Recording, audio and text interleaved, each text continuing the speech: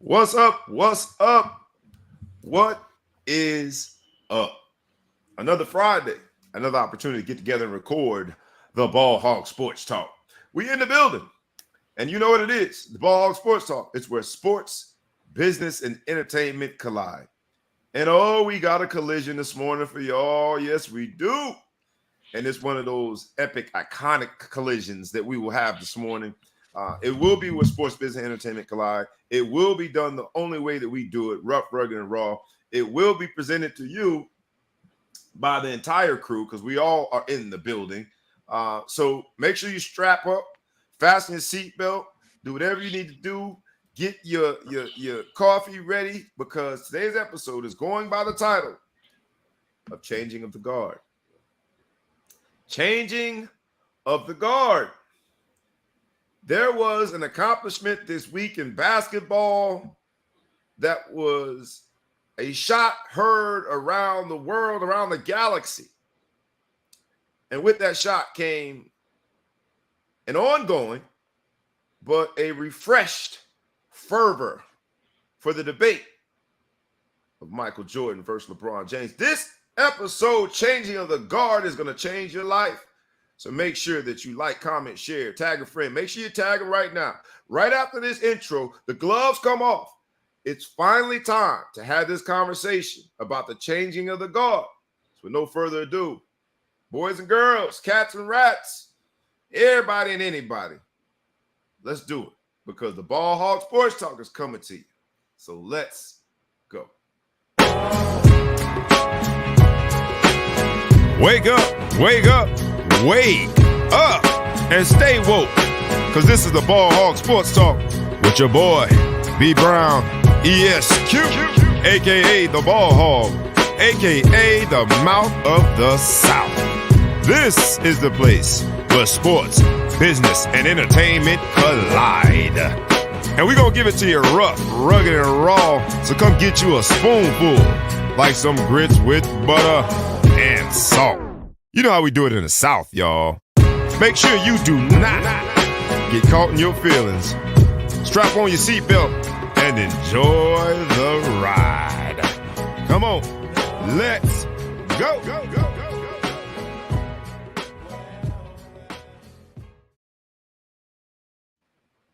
Yeah, you know what it is. I'm making sure I tee it up and send it to a few people. So I this one of these days, man, I just felt good today. I felt real good today. I woke up on some, it's time to have a conversation. We can't hide from it no more. It's obvious where both of us stand, you know what I mean, in terms of both of us being the Big Flow Show, and he is firmly in this LeBron camp. You know where I'm at. You know what I went and got. You know what I'm saying? You know Who's what I'm that? saying? Who's you that? know who it is. You know who Who it is is. that? Like I recognize. So I recognize him. Who's that? here we go. We gotta No? tee it up like we always do. So don't We try gotta to stay with not send it to relevance. people. We gotta be with relevant folks. Right now, you get what I'm saying? You go back to old stuff. All right, you They hold call that thought. old-ish. hold that thought. I'm gonna send it. Make sure I get these people in the room because they say they want to hear it. So we gonna make sure that it's heard. Let's tee it up the way we do, man. You know how it is. We put a lot into our titles, and we're gonna put a lot into this title because it is something very significant, something near and dear to our hearts, something that has provoked so many conversations this week. It is whether or not the GOAT conversation as it pertains to basketball has taken a very different new twist because of what happened this week. So when I say that, it fits perfectly into this title, Changing of the Guard. Changing of the Guard in its most specific definition as it pertains to the military has to do with Arlington National Cemetery. It's the military guard at the tomb of the unknown soldier. That guard is changed in a very elaborate ceremony, which happens every hour on the hour from October to March, and then every half hour from April 1st to September 30th when it's a little warmer. In the more universal use of changing the guard, we use it proverbially to mean any situation, right? It could be any situation, any circumstance when an individual or group charged with a task or the responsibility in an organization is replaced by another individual or a group in that organization. And most importantly for this morning, on this episode of the Ball Hog Sports Talk, changing of the guard is going to mean a lot of things, but it starts with whether or not this week Michael Jeffrey Jordan, you know who he is. Why are we talking about him? Whether or not Michael Jeffrey Jordan. What did he do this week? You got Tyrese on your hoodie? Who is that? Michael what did he do? Jeffrey Jordan has been surpassed by LeBron, Raymore, James. Has this cemented the changing of the guard when it comes to the GOAT? With no further ado, let's make sure we do the proper introductions. We got on the East Coast. I'm starting with you on the East Coast this week, ETP, for obvious reasons. I got a bone to pick with the other guy. This week. I'm starting on the East Coast this week. Throw me off my game. Put me in a different seat. With ETP in the building. You know who he is. He's Boston's finest. He comes to you from New England, but he brings the heat straight from Jersey City area. I might be too specific.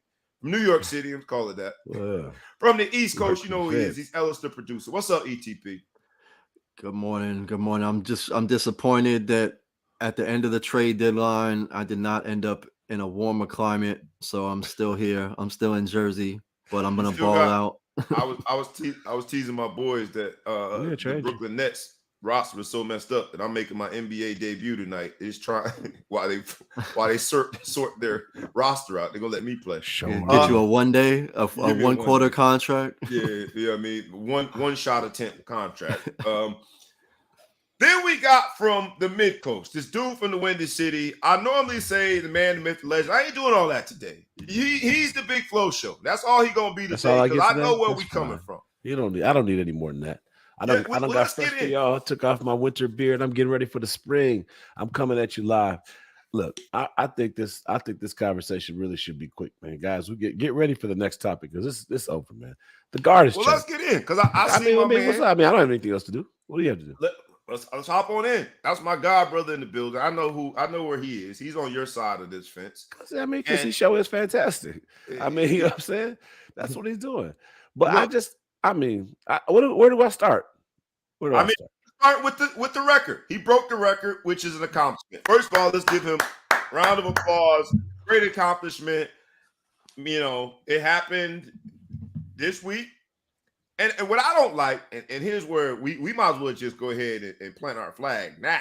What I don't like is he broke the record during Aquarius season. This Michael Jordan zodiac sign. You don't break the record during Aquarius season. He's just letting people know. He just put him on notice. That's his birthday gift to Jordan, which is the 17th of February. Michael Jordan turns 60. 18th. I think he's 18. He's 18. 17th. I'm the 16th. He's the 17th. He's one later than me. 10 more years than me. I don't tell me nothing. So tell me this. All right, he breaks the record this week. Does that accomplishment mean that the GOAT conversation ends? Because if that were the case, the person that he surpassed, Kareem Abdul-Jabbar, would have been a little more involved in GOAT conversations. He passed Kobe Bryant, right, since then, and no one calls Kobe the GOAT. So I don't know where people are saying. There have been a lot of statements this week that have been sort of a summation that because he has this record, automatically it puts him as the GOAT. And that, to me, just based on what I said, that there were other people already before Michael Jeffrey Jordan. I don't understand the logic behind that, but I'm willing to listen and hear you out. What say you, Mr.? Everyone wants to sit there and argue and call this like a longevity thing, and they want to minimize longevity. If longevity didn't mean anything, Bo Jackson would be the best running back in NFL history, right? If we just don't throw longevity out. So, yeah, Jordan decided to retire, but he tried to come back, and he was okay, and his teams were trash. You know, he decided to come back. He left. Maybe Jordan doesn't make it if he doesn't take that rest and play baseball for a couple of years to get his legs back up underneath him. Who knows? All I can do is just look at what I see on paper. So LeBron has been playing this game for most of his life at the NBA level. Yep. But that's for you. Skip college, went in at 18. He's now 38, 20 years. Jordan had to go to college. Jordan had to go get, one of the best college coaches and the best careers and play against the best college talent any team's ever assembled, win a national championship, come play in the NBA for some bad coaches and perform poorly, scored a lot of points, but teams were very, very woeful at best. I had a real frustrating childhood watching that type of stuff. When it was nice out, it was never the Bulls was never playing. And then finally he gets a Hall of Fame coach, best coach to ever do it. Not until then does he ever win and does he do whatever. And so we give Michael Jordan way too much credit for his team success. If you don't have Scottie Pippen, you don't win those championships. If you don't have Phil Jackson, you don't win those championships. If you don't have Rodman in the later years, you don't win those championships, right? But we submit Jordan for all of that. But at the end of the day, what you really can control is how many times you put the ball in that basket, how many times you can give it to somebody when they're in position to get the ball in the basket, right? How you can take care of your body to make sure you can play night in, night out, day in, day out, year in, year out. And I feel like LeBron is if we're looking at it, he's really showing that he's done it. He's carried teams in teams where Jordan lost in the first round of the playoffs. LeBron was taking LeBron was taking those teams. Morris Chestnut, who is that on your shirt? I mean, what do you have? 10 years in a row he went to the championship. Yeah, everyone says he lost, but they act like everyone doesn't say that. That's not people saying he did lose a lot of those. But go ahead. People will have you really like Jordan fans, which I am one of. But Jordan disciples will really have you believing that it's better to lose in the first round than to make it to the championship and lose. They really they count that as better, as if Jordan only played 6 seasons and won 6 championships, and the other seasons that he played. All right, so you mentioned a few things.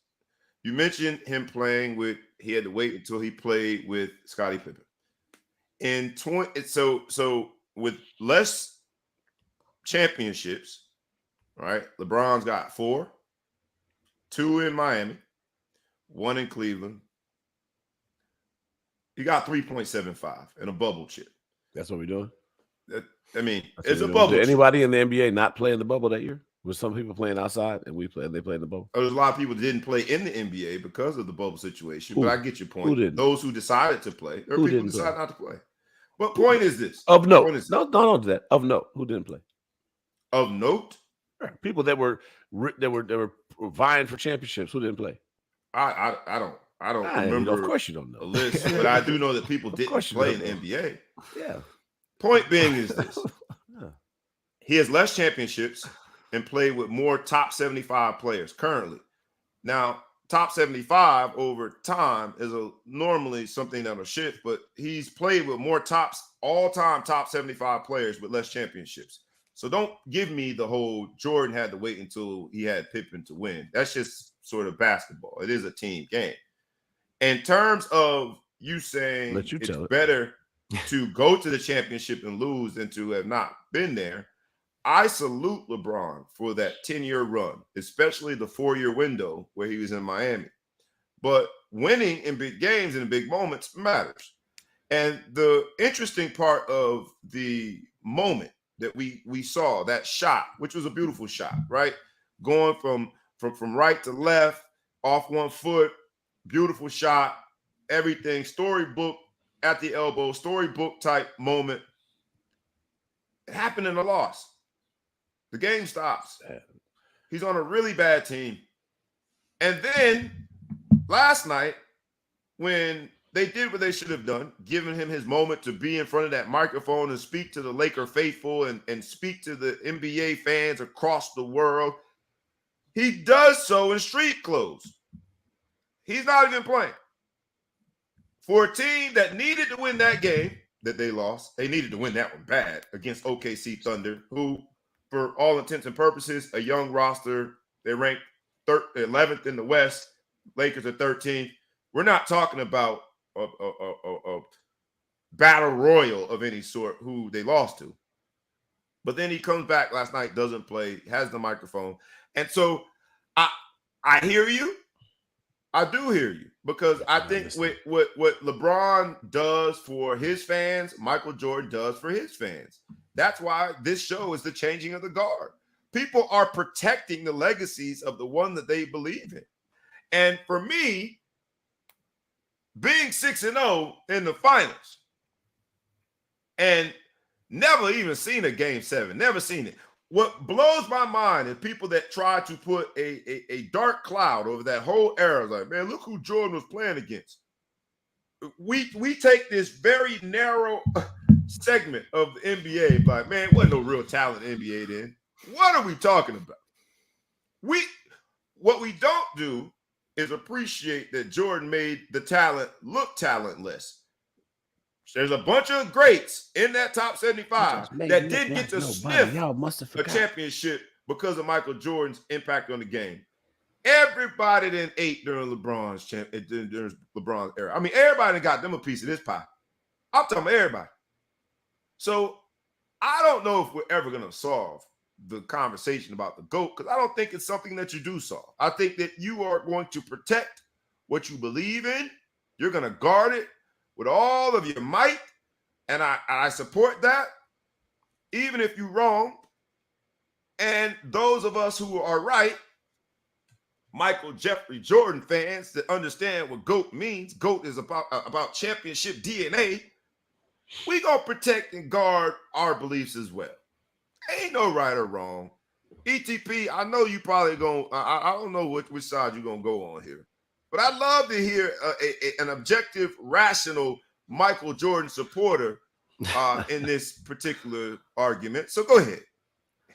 So I think the biggest limitation for LeBron, which I think is overblown, but when he went to Miami and they didn't win 4 or 5 or 6 or 7, like the expectations were so high. And in the 2011 finals, the first finals that they went to as a team, he didn't show up, right? Like he didn't deliver in the same ways that Michael Jordan would on the big stage when the game's on the line. And that 2011 finals like branded him as not being clutch. When the statistics show, JJ Redick went down the line of clutch points and game time, game deciding moments and all of that, how many game winning shots he's hit in the playoffs, all at the top of the list. Right. But ultimately, that's the only reason that anybody that supports Michael Jordan as the GOAT really has an argument, is that he's not clutch, but Michael Jordan is. But to Big Flo's point, Michael Jordan had two of the greatest, arguably the greatest coach in college, arguably the greatest coach in the NBA. He had an organization that was consistent, that basically, everybody will say, well, Jordan wasn't asking for players and asking for this, but the team was constructed around him. He was supported. They brought in, the bringing Rodman in for a second three-peat. The other thing is the longevity question, right? Like that's a whole other testament to LeBron. Jordan won 3 finals, went to the finals and won 3 times, did a three-peat, and was like, I was exhausted, admittedly exhausted. And so he said, whatever the reason is that he actually left the game for 2 years. LeBron went to 10 straight finals, and he's in year 20 putting up stats that are better or on par with what Jordan was doing in his prime right now. He's averaging over 30. He's averaging more assists. He's averaging more rebounds. His effective field goal percentage is higher, or true shooting percentage is higher. All I'm saying is he never had the continuity of the organization. He had the best coach that he ever played for was Eric Spoelstra, and that was like early days. Eric Spoelstra. And the only reason why you say Eric is great is because of what he did with LeBron. Really, I'm not saying he's great. I'm not saying he was great. I said he's the best coach. Great. We've been to. You can say that all you want, but it was his first head coaching gig, and other than that, LeBron has carried. We could talk about top 75 players that he's taken that he's had on his team. Most of them past their prime, not in the prime of their career. But Rodman, prime of his career. Pippen, by choice, prime the whole time. Sure, then he's not the best. He's not the greatest GM. But the idea that the teams that LeBron took to the finals on the Cavs, he was basically the MVP of the finals the year they lost to Golden State, who is a team that they've never played, that Jordan has never played a team of that caliber. Nobody in the history of the NBA has played a team of that caliber. Team that team. Because of his impact, we're giving too much credit to Jordan. Yeah. The point is, as an individual, Phil Jackson is by far the greatest coach ever in the NBA history, bar none. He went out there. He won 6 championships with the Bulls. He went to Lakers and did it again. He fell one short. With Kobe Bryant, come on, fellas. He fell one All short. Right. I'm the saying argument about coaching. Phil Jackson is the best champ. Was that? Can we agree on that? Phil Jackson is by far the best coach in NBA history. I don't agree on that. I don't agree. On that. Red Auerbach.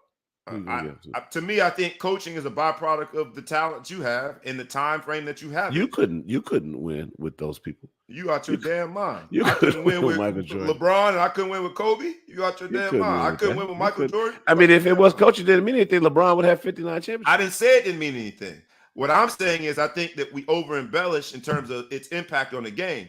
When you get to a certain status, and LeBron has gotten to that status, and even Kyrie talked about it in terms of coaching, like let's be honest. LeBron is the GM. He's the coach. He's the best player on every team that he's been on for the last several years. So the coach's impact is, and I get it because we're having the GOAT conversation. We're gonna go piece by piece. Oh yeah, but he had this, yeah, he had that. So why did Jordan say if Phil Jackson is not the coach of this team, I'm not playing on this team? If coaching doesn't matter, why would he give the organization that ultimatum? Because he wanted chemistry. He wanted to keep the he same. Knew he couldn't win without Phil. And Jordan wanted the leverage. And so coaches are relevant or they're not relevant. Like they're very relevant, but I don't think that when I say that they're relevant, I'm not saying they're meaningless. They're relevant. That doesn't mean that it overshadows what goes on that court.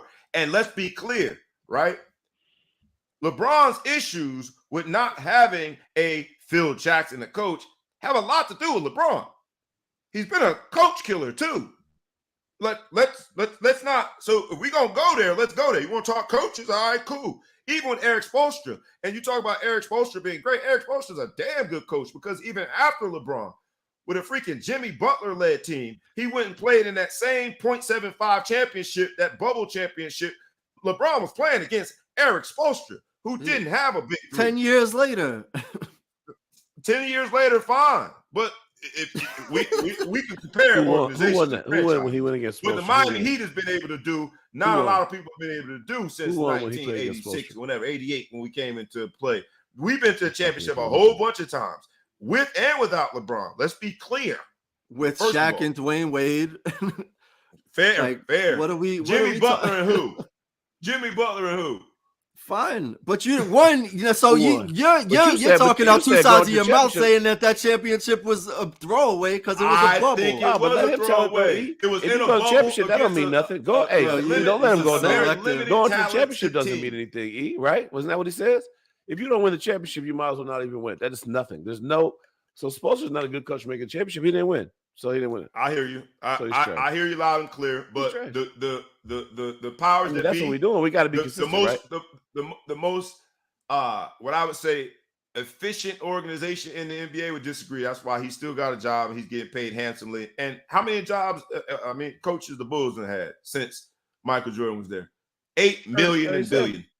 That's say 37. Again. 37. Right. So I like Eric Spoelstra. And my point is this. Okay, but Eric Spoelstra is a better. All right, so Eric Spoelstra is on the same level as Phil Jackson. I wouldn't say the conversation we're having. As a rookie don't coach. Even disrespect Phil Jackson by asking the question. I wouldn't say that. What I'm telling you is this: the reason we're talking about Eric Spoelstra is because it's yet another example of how LeBron, because there were several demonstrations of how they couldn't get along. LeBron has also been a coach killer. So let's not go sort of overboard in terms of him not having a coach. That's by choice. And you talk about them building a team around Michael Jordan. Are we serious? LeBron is the captain of trying to build a team with the pieces that he needs to get ultimately what he wants is to chase this ghost of Michael Jeffrey Jordan, to chase this accomplishment of having at least 6 rings that he's just never gonna get.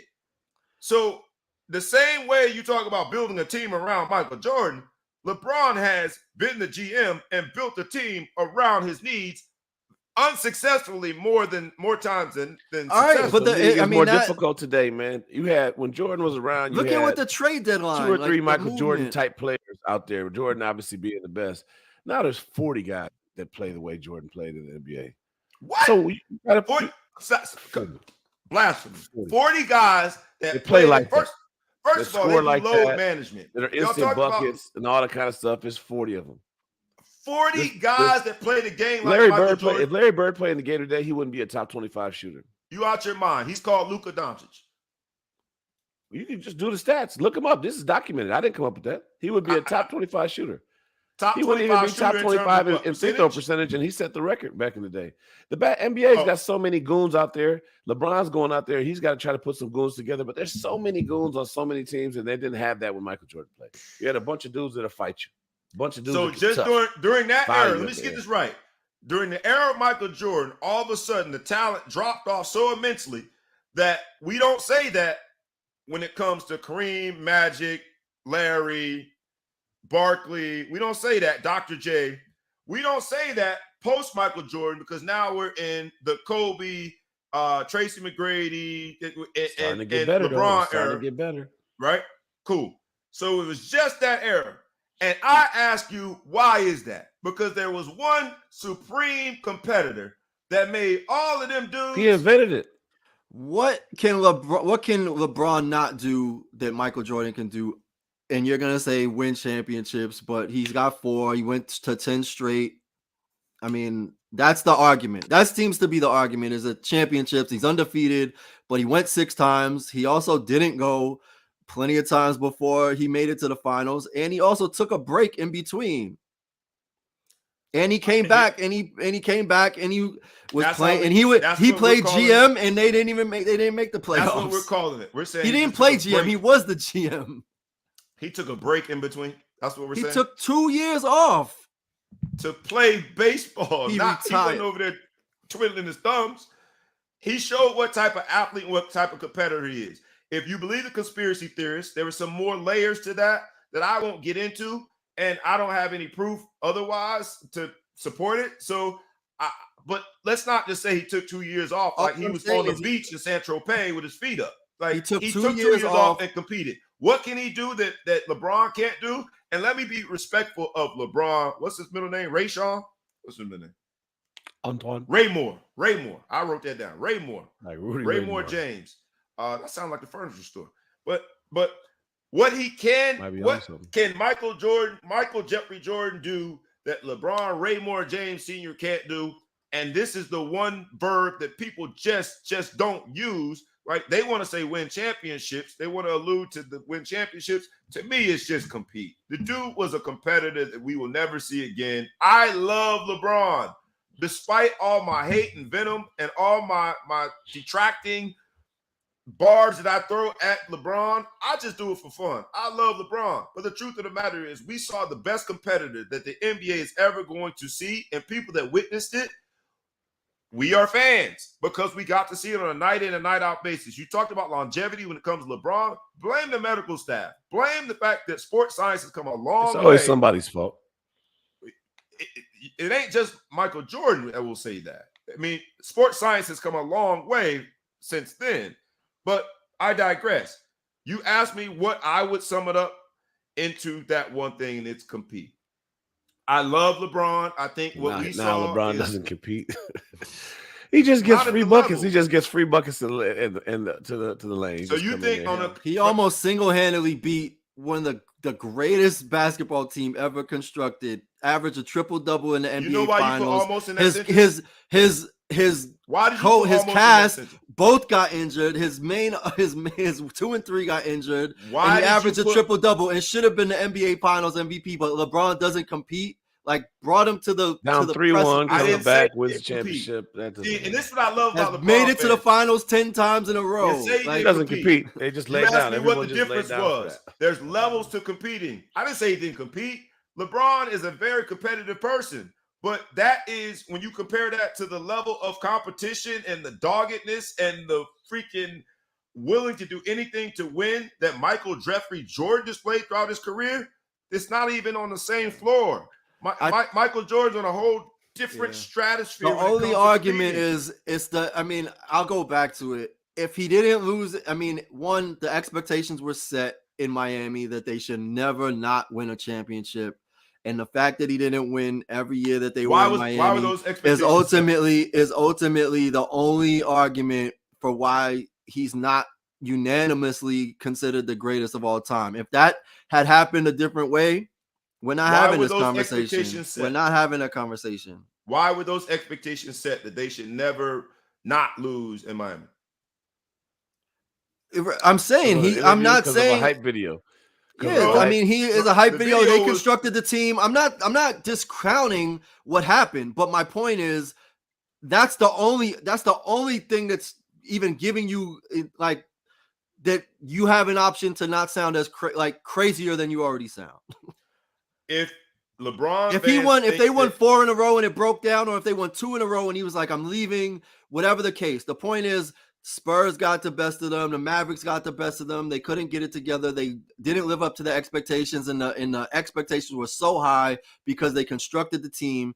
If they had won every championship while they were together, this conversation doesn't happen. No matter if he went 6-40 versus Jordan 6-0, it wouldn't be a conversation. That's the only reason that we're even having the debate. And the fact that LeBron has lasted durability wise, went to 10 straight finals and still playing year 20 and could be in the conversation for an MVP if Anthony Davis was more durable and more reliable, then maybe we're having a different conversation now, but we can't. But that's the only reason. You mean Anthony Davis? Let's go through the list. Mr. Glass.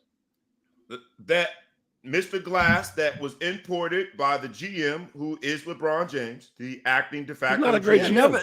I mean, he's as good a GM as Michael Jordan. Fair. Michael Jordan's the owner, though. Fair. All right. Well, he makes as good front office decisions as Michael Jordan, if not better. So let's go through the list. Let's go through the list now of greats that LeBron James chose individually with all the leverage that he absolutely deserves to play with. By the time we get to Anthony Davis. Because if he chose, Kyrie would be on the Lakers right now. If he really chose, Kyrie would be an LA Laker right now. That's a bigger hurdle because of Kyrie, which we'll get to. That was a bigger hurdle. You're saying that he puts the players on it. We have a very, very fresh example. To make that happen. That's absolutely not the case. They have whatever pieces. If you're saying LeBron wants Kyrie. Anthony Davis was the only. You just said LeBron gets the players he wants. LeBron wanted Kyrie. Kyrie wanted LA. Didn't happen. What are we talking about? They weren't going to move Anthony Davis for that. You're saying all these things, but then you have to retract the point that he's not able to make all the moves. He can't get the players he wants because Kyrie was a match. That was a matchmaking process. They wanted it since the summer. They wanted it to happen. LeBron's, subtweeting about it. He's upset when it didn't happen. It didn't happen. Of the players? How much control does LeBron have over the team? So does he get 90% of the players that he wants? I don't know. I don't know what other players he wants. I know that he wanted Kyrie, and it didn't happen. For you, Dwayne Wade and Chris Bosh, while both of them were in the top 10 at that point. Free agents. They were both top 10 players. Free agents. Decided to go play with them. Free agents. He didn't make a GM decision. Chris Bosh was a free agent. Fair. And Dwayne Wade was already on the team. That's not a GM decision. It's weak. Let's go sign a contract over there as players. I'm talking about the players that he decided he wanted on his team in order to win a championship. It just happened to be my team that. Besides Anthony Davis, who has it been? Kyrie got drafted to the Cavs. He went there knowing that Kyrie was indeed there and brought in Kevin Love. Yes or no? And Kevin Love was like a second choice. He didn't even really want Kevin Love, but he took Kevin Love. You don't remember the controversy about Kevin Love and how there was all this negativity around the acquisition, all of that stuff that happened at the time. I'm not saying LeBron does not make GM decisions or does not influence them, but don't sit here and say when LeBron goes to the office and says, I want him, and bring him over, and it happens. He wanted Anthony Davis 2 years before he got him. Yeah. Say again? He wanted Anthony Davis 2 years before he ended up getting him. Right, but what happened? They had to wait till free agency. How do those decisions to go play with who you want to play with and handpick them, how do those decisions not come into this conversation about who you have to also be fair too. He's playing against other teams in the league doing the same thing. LeBron didn't start that. That actually got started. That whole pick the teams to get started with Kobe and them. He started it when he got the mailman and the glove to come down there, but it didn't work. They were in year 46 when they got them. 46, 47. Still happened. And But actually, they the still brought Rockets in did top, it with top Barkley players. and Didn't work, Pippen. right? If you're gonna give anybody credit or blame, then the I would say Celtics. Boston. Boston's No, but I was big gonna say three. that was a start. Either way, there's plenty of examples. Celtics did it better. In and their then they prime, won. that So was the LeBron first is over time here trying to compete with a bunch of dudes from the Y in Cleveland, and the Celtics are over here with this dream team. And then Detroit's got his great squad. Everything's doing whatever. So he went and joined a couple of the homies, man. He did what he had to go do. And now it's a movement. So he has now it's prevalent. But you got to say people adapt. If that would have happened in Jordan's era, do you think Jordan would have been like, nah, I ain't doing that. I'm just going to play what I got? No, Jordan would have been like, whatever. He went and got the Worm. That was a blockbuster pickup. The Worm's greatest rebounder arguably ever. He went and got the Worm. That was a blockbuster pickup that he picked up. I mean, they bring in Kukoc, who's just basically love. Draft Same pick. as Kukoc. Huh? They didn't bring in Kukoc. He was a draft pick. Yeah, one that they didn't even want. Yeah, but he turned out. Anyway, I'll say this. They being Scotty and Mike didn't even want Kukoc. I'll say this because the argument is never going to. They went and got your boy. He was a big deal. Ron Harper was a big deal. Ron Harper was a big deal. Ron Harper was a star of Cleveland, man. He almost brought Cleveland championship himself. I'm talking about a man in his prime. LeBron, what's his middle name? LeBron is the GOAT, man. I gotta go ahead and pass it. LeBron is the GOAT, man. LeBron Raymore James choosing to play with not one but two other top 10 players in their prime. And you say Ron Harper? Man, get out of here, man. Get out of here. Look, I'm going to say this because substantively, 2 times Harper. Substantively, there's no argument that anyone in our respective camps are going, we're not going to say, oh, yeah, that's a point. We already decided what we've decided. Who's the leading scorer? There's nothing. It's been decided. Whoever thinks Michael Jordan is the greatest, there's nothing LeBron can do, even though he continues to do things, and it's so understated. And if you look at the stats, there's nothing. There's nothing that he can do. He's to be top five ever in points and in assists.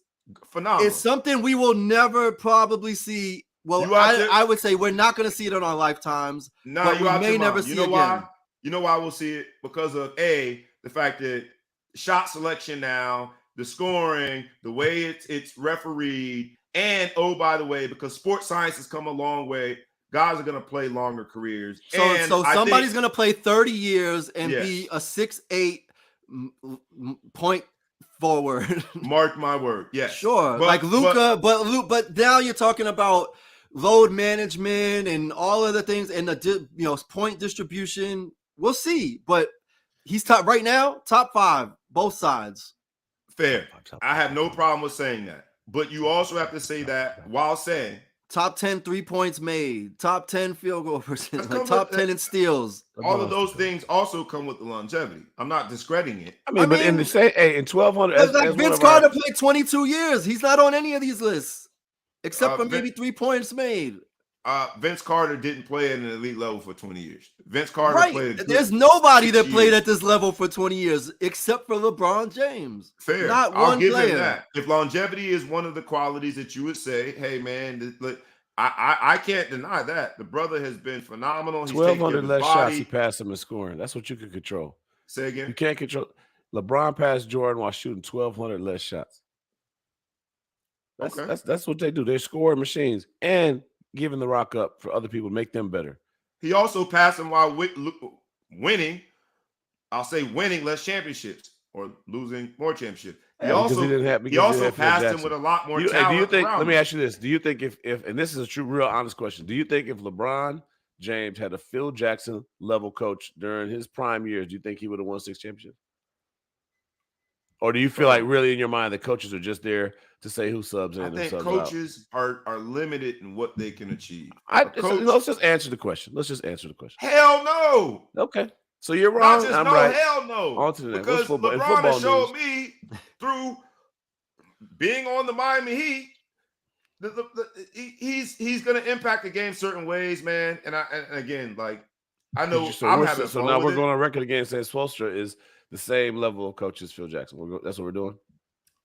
it's tough. I just want to get you on the. I Eric, just want to get Eric you Spoelstra on got the another record. 15 years. It's tough to say that. At right? the time, we're talking about at the time. The job. At the time, exactly. If you were starting a team right now, if we give you an exactly. NBA 2K, and we start a team right now, and you got to pick a coach, and you have Spoelstra and you have Phil Jackson on there, who are you picking? I'm just curious. Y'all making way more than about the coaching. You're making more about the coaching. You know, I like that because you didn't want to lie to me. Yeah, so you had to go ahead and change it. But I feel, that's why I mess with you, man. Who's the best NBA coach right now? You know what? You said enough with that. Pause and then redirect and look off. You just started talking about something different. Who is the best NBA coach right now? Greg Popovich. What's his team doing? He doesn't have any players, right? They're rebuilding. Who's the second best NBA coach right now? I don't know. LeBron. Coaching is limited in terms of its impact on this NBA. Stop playing with me, man. Y'all tripping. That's a very convenient argument for LeBron or Steve Kerr. Shit, Steve Kerr. Steve Kerr is not the second best coach, in my opinion. But even Steve Kerr, what's his team doing right now? Man, don't say that because they did it last year. I mean, there's a lot of really good coaches. I mean, I'm not gonna sit there and say that coaches win championships. They don't. They don't, but at the same time, there's dysfunction, especially with superstars and all that. There's dysfunction that has to be managed. There's the way that you have to figure out that's why the Brooklyn Nets imploded because they didn't have a coach. This moist ass playing that he's doing. My ankle hurt, my toe hurt. Man, this dude managed all those personalities. He got Rodman, his little mental health. He needed to go. Let him go to the strip club for a couple of days and come back. That's a master coach right there. You don't give him enough credit, man. He got Kobe I'm not saying that they don't get enough credit. I think Phil Jackson won the show, and then he figured it out when Shaq was no longer there. He went and got some more championships. Man, come on, man. Phil Jackson, best coach in NBA history, man. You don't think he got more championships when he went and got Gasol. He went and got Odom. He went and got Bynum. He went and got a supporting cast. Come on, all right, man. Look, let's move on. Who do you know? What coach you know won a championship without good players? None. I agree there. Okay. I mean, so you saying like he went out and got Gasol. He made Gasol. I get what say it was a big name coming out of high school. I mean, coming out of college, the Kardashian dude, whatever. But I mean, look, at the end of the day. Who's won championships? Which players have won championships without great coaches besides LeBron James? How many did Jordan win without Phil? Who? So you think that we've had all great coaches with all NBA championships? I'm asking the question. You got not a great coach. in the recent history. I mean, that was with LeBron James. So I said besides LeBron James. How many championships? Because you had Larry Brown, you got Chuck Daly, you have Phil Jackson. Watch this. Casey Who was the Jones, coach of the Toronto Raptors? They just won 4 years ago. Who was their coach? They fired him. That black dude. They fired him. Nick Nurse. See what I'm saying? Yes, it was Nick Nurse. You thought it was the black dude. No, he came. They fired him the year before. Yeah. So how many championships did LeBron win without Phil Jackson? I mean, Jordan. Say again. How many championships did Michael Jordan win without Phil Jackson? How many championships did he win? Zero. That was his coach. What do you mean? Oh, okay. So the other, but did he only play 6 years in the NBA? No, he played longer than 6 years. Okay. How many championships did Phil win without Jordan? When he had Kobe Bryant and Shaq? I'm just answering the question. This is a real clear question. We had Kobe Bryant and the supporting cast? 5 of them motherfuckers. So I'm telling you. So Phil Jackson is better than LeBron. I mean, better than Michael Jordan. Cool. I'm with that. But the problem is when we watch the NBA on a nightly basis, you don't even know who the coaches are. The only reason we're talking about coaches is because in this debate, we find it very convenient to use that as the reason that Michael Jordan won. But the truth of the matter is, and one that was stated this year by Kyrie himself, is that it really doesn't matter who the coaches are. Not because they're not a part of the Kyrie strategy. believes the world is flat. Players play. The players do what is being strategized. The players are the ones that make the shots. And if you ask me the difference between Michael Jordan and LeBron James, I said it in terms of competition. But the other thing is, it's just to be that person in that moment. Yes, LeBron plays some great team basketball, but we've become accustomed, even Kobe Bryant said it, I trust myself more. I know the work that I put in. I'm going to take that last shot. Every championship that you rattled off, every moment that you rattled off about LeBron James' career, and when he did win those 4 championships, I can point to a very specific moment that was the biggest moment, and he wasn't the feature of it. John Paxson and Steve Kerr did not hit game-winning shots for 2 of the 4 championships. They did. Okay, I mean 2 of the 6. Early in the series, after Michael Jordan was averaging early 33, in the series. Yes. The most iconic shot that Michael Jordan is known for had nothing to do with Steve Kerr or John. I'm not talking about. You said that every single time. 2 of the the finals deciding shots were hit by people not named Michael Jordan, right? Did he get the assist? Now we can't. Not as many as LeBron. No, specific to those shots. So now we talking about Jordan as the great assist man. You just said he takes the shots. I'm saying that because of the threat that he caused and created, other people got open. It's just crazy because this debate has been going. The irony of it is, this is how we know this debate will never end, because this debate has been going on for literally 10 years. Like, it does not matter what else LeBron does, because 10 years ago, it was the same debate. So if he had done anything before then, but ultimately there's just not even a conversation. It doesn't matter the stats. It doesn't matter the longevity. Like, Jordan devotees are just committed, and that's what it is. Doesn't matter what he does. And this is the part that I find funny about LeBron devotees. As are LeBron devotees. Everything that you have said on this platform for the last 40 minutes or so has been a mirror image of devout commitment about why LeBron is better than substance. 10 years ago, we didn't say, but he's been playing at an elite level for 20 years. I hear you. Well, then you respect longevity, and I do too, but I think longevity definitely correlates more with sports science and its impact on longevity than coaching does on who wins on the basketball court on a nightly basis. I mean, Kareem played 20 years, and they wore Chuck Taylors. Like, what are we talking about? We talking about sports science. Like, there's players that have longevity. There's players that didn't retire mid-career. Like, that didn't happen, right? There's times when that didn't happen. How many talk about sports science? I don't disagree that players are a lot more understanding of the holistic health care elements of their bodies, nutrition and rest, and all of the things that, folks were eating fast food and weren't understanding sports science and physiology in the way that they do now. But durability, there was durability then, there's durability now. Like, then also, if that's the case, why is Anthony Davis injured all the time? Like, it's not exclusive to the era of, it's sports science, so that's why he can play at the level he's playing at for 20 years. If that's the case, only reason, man. Everybody would be doing it. But there's more injuries than ever. I gave him credit for his longevity, but I also said that longevity is also a reflection of sports science. Both of those two things can be true. And I think LeBron, hats off to him, changing of the guard. I don't think it happened, but I don't know that anyone who really is entrenched in their beliefs of who the GOAT is ever going to move, to your point. Well, LeBron keeps doing stuff. There's nothing more to say about Jordan. LeBron keeps adding to the argument. But that's also that non-moving target is also one that makes it tough for the person that has a moving target, and we're still coming up short when it comes to championships. We're still coming up short when it comes to how people feel about it, whether you disagree or not, is rising in the big moments, making his teammates adhere to a certain level of proficiency and competitiveness as him. Michael Jordan was not loved by everybody. He was hated and Kobe, same way. I don't give a damn about your plans. We trying to win. LeBron is beloved by most. Anthony Davis, maybe not as much after seeing how his non-reaction to the record. But they're different.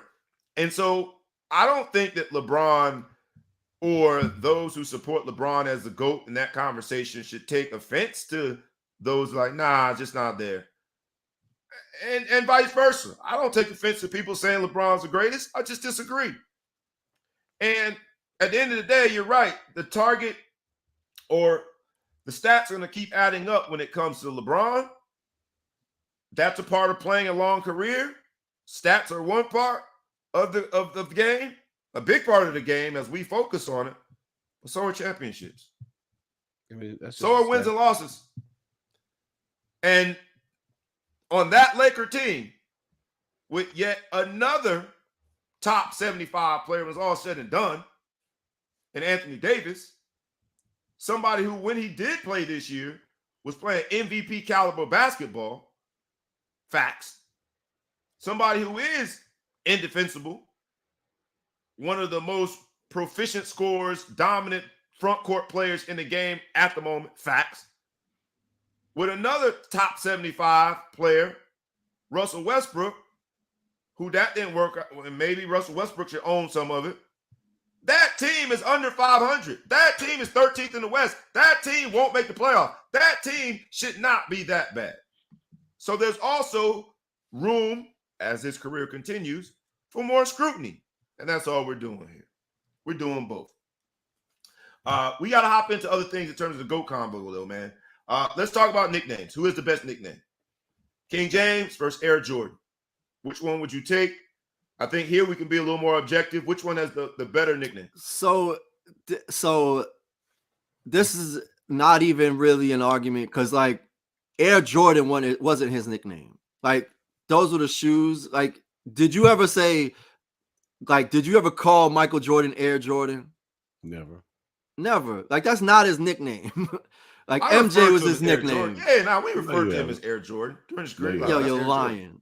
There's a commercial about it called it. I mean, yeah, but you don't. Sure, you never said. Did you see Air last night? It wasn't as normalized as how we say King James. I'll give you that for sure. Nobody called him Air Jordan. Air Jordan was a shoe. Air Jordan is not a person. So you going LeBron? King James is a better King nickname. James. Jordan didn't have. Some would argue that the chosen one, King James, the self-proclaimed nicknames aren't as good as the ones bestowed upon you by someone like Phil Knight. But I'll take that. I'll say King James. Say again. You think he named himself King James? Nobody said it before he started. He started calling himself the King. Everybody knows that. Nobody else called him King James when he was growing up. At 18, he put chosen one in the back and called himself the King. Like, that's not. Now we're debating stuff that ain't even debatable. If you're a king, you're a king. Hey, if you're a king, I love the confidence, but it was a self-proclaimed name. All right, so we're going King James. I agree with y'all now. Better nickname. Who has a better shoe? Jordan. Don't even put it. Just put it down. Jordan. That's the LeBron 20s or 19s, one of them. I see you like it. Those are my sons. Who paid for it? Happen to be big. Size 13, 12-year-old. Who bought them? These are mine. Don't you play around with that. I grabbed it. Jordan's hands down got a better shoe. Not even close. All right. So we'll go with better shoe. And better LeBron's person. Kids, Bronny and Bryce, also agree with you as they wore Jordans to that magical moment. Who got better jeans? Oh, definitely. It gotta be Michael Jordan. I mean, if we're doing about the kind of girls you can pull, smarter kids, I got to give his son one for pulling Larissa Pippen. Yeah, but besides smarter that, kids, because they should. If you got a dad by the name of Michael Jeffrey Jordan or a dad by the name of LeBron Raymond James, and you still decide to play basketball, you just a glutton for punishment because you're gonna be fighting against that doggone legacy forever. Let's go with the last one: business comparison. Who's a better business person?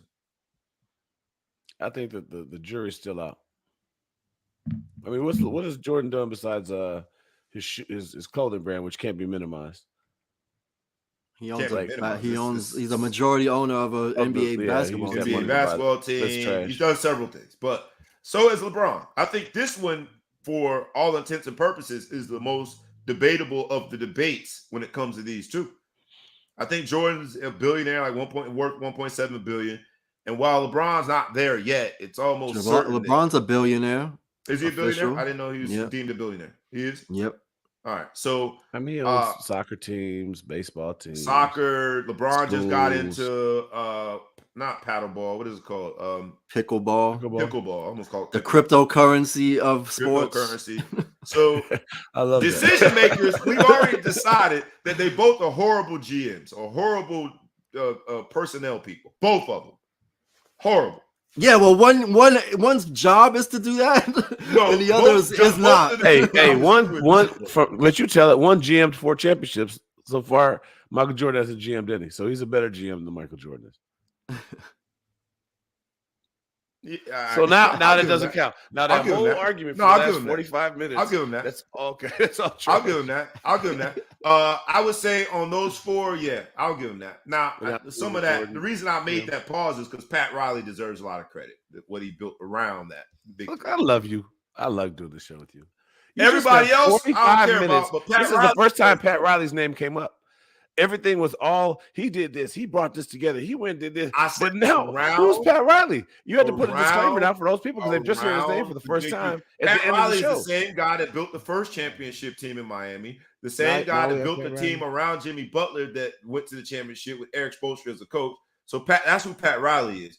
But I would say around the big 3, ECP, around the big 3, Pat Riley built around the big 3. But now LeBron is responsible for so who put that team together? LeBron or Pat Riley? Which one is it? LeBron put the big 3 together. So, okay. And what was Pat Riley doing? Pat Riley made sure that they had the support necessary to win. Okay. At least 2 out of the 4. It was the other people that made him win the championship. Yeah. Those 3 judges over there. Okay, I thought we've established that. Game 6 in the second of his first 2 championships. Game 6 against San Antonio. When Ray Allen hits that shot. All right. Game 7, when he beats the juggernaut, David versus Goliath against the Golden State Warriors, Kyrie hits that shot. Fair? John Paxson, Steve Kerr. Like, what are we? Yeah. You got to struggle to find a shot that you can compare to either shot that I just mentioned. Steve Kerr, John Paxson. Had the same significance of a shot? Yeah, yeah. It was the end. They won the finals. Was that a 4-point shot? Sometimes it's you could be steadfast in your ignorance. Y'all stay with it, baby. Okay, so how is the game-winning shot more than to end the finals? I don't understand. Why is that? Why are John Paxson and Steve Kerr shots? Kyrie had a step-back shot, one that LeBron passed up in order to make that game a reality. Now, LeBron had a phenomenal defensive play, and I'm not going down. We've had the GOAT conversation. You believe what you believe. I'm saying game-winning shots. John Paxson, Steve Kerr. Gotcha. It happened. You asked, did that not happen? You asked the difference in those shots. John Paxson and Steve Kerr took a wide open shot as Michael Jordan is driving to the basket. Kyrie took a step back that he waited on after LeBron turned down the shot. Ray Allen freaking goes out and gets his feet within inches of out of bounds to make a rebound putback 3 in order to go. Those aren't the same shots. They're worth the same amount of points, but let's not pretend like the same significance in the creation of the shot doesn't matter. What are we doing here, man? What are we doing?